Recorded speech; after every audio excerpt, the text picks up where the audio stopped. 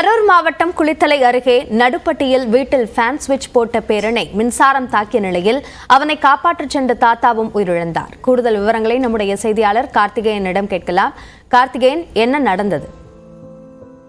கரூர் மாவட்டம் குளித்தலை அருகே இன்று காலையில் வீட்டிலிருந்து ஃபேன் சுவிட்ச் போடும்போது சிறு பையன் 9ஆம் வகுப்பு பையனை மின்சாரம் தாக்கியுள்ளது. அதை அறிந்த அருகிலிருந்து துணி வைத்து காய போட்டிருந்த தாத்தா தடுக்க முயன்று அவரை காப்பாற்ற முயன்ற போது அவர் மீது பாய்ந்து 2 பேர் சம்பவ இடத்துல உயிரிழந்தனர்.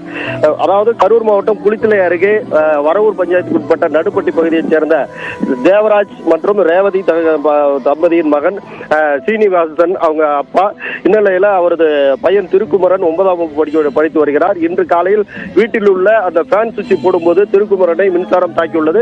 வெளியில் அவரது தாத்தா துணி துவைத்து காய வைத்திருந்த போது சத்தம் கேட்டு உள்ளே சென்று அவரை காப்பாற்ற முயற்சித்தனர். அவரையும் மின்சாரம் தாக்கியுள்ளது. இந்நிலையில் அருகில் இருந்த அவரது தாய் ரேவதியும் சத்தம் கேட்டு போட்டபோது அவரையும் மின்சாரம் தாக்கியுள்ளது. 3 பேரையும் மின்சாரம் தாக்கியுள்ளது. அருகில் இருந்த திடீரென்று வந்த உள்ளே வீட்டிற்குள் வந்த தேவராஜ் உடனடியாக வீட்டின் வெளியில் இருந்த மெயின் சுவிட்சை ஆஃப் செய்து காப்பாற்ற முற்பட்டனர். ஆஃப் செய்த போது 3 பேரையும் தூக்கி வீசி போட்டது. இந்நிலையில் இருவரை காயப்பட்ட நிலையில் அவரது தாத்தா சீனிவாசன், பேரன் திருக்குமரனை இருவரையும் ஆம்புலன்ஸ் மூலமாக குளித்தலை அரசு மருத்துவமனை கொண்டு சென்ற போது ஆனால் வரும் வழியிலே 2 பேரும் சம்பவ இடத்தில் இறந்ததாக மருத்துவர்கள் தெரிவித்துள்ளனர். இந்நிலையில் இன்று காலையில் அதாவது 8 மணி அளவில் என்ற தாத்தா பேரன் மின்சாரம் தாக்கி உயிரிழந்த சம்பவம் இப்பகுதியில் பெரும் சோகத்தை ஏற்படுத்தியுள்ளது. இது குறித்து லாலாப்பேட்டை போலீசார் விசாரணை மேற்கொண்டு வருகின்றனர். அபிநயா,